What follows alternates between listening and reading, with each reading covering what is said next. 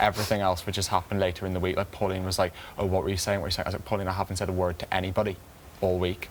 Literally, I have not mentioned a thing to anybody. Because of that thing, though, everyone seems to be paranoid that I've been... I just think, Chris, maybe you should just feel a bit more comfortable with saying how you feel to people. Just say it to them.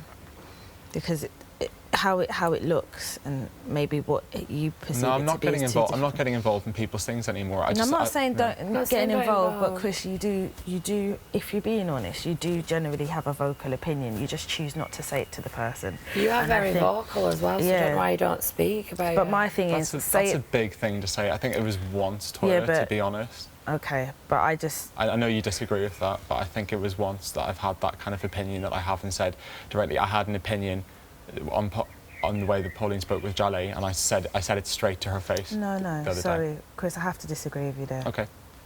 When you went in after Jale and Pauline had that conversation, then Pauline was in the kitchen, and you said to Pauline, well, the other day I felt blah, blah, blah. Yeah. In my head, I was thinking, if you felt that, you felt as passionate enough to say it to her there, you should have said it when you felt it at the time. Because I believe that you've probably said it to someone else. Other than Jale, I've talked about how Jale felt.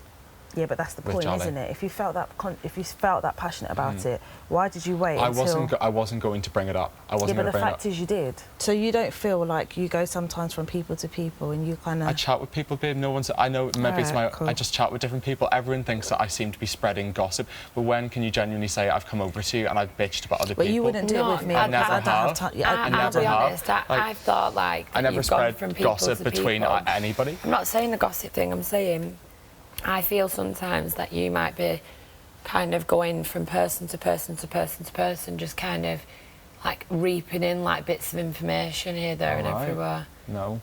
You just seem like sometimes really uncomfortable, like you'll come over and then you move on to the next, and you've got to admit in this house there are little groups during the day, not necessarily at night time, we all come together at night, but during the day there's little groups.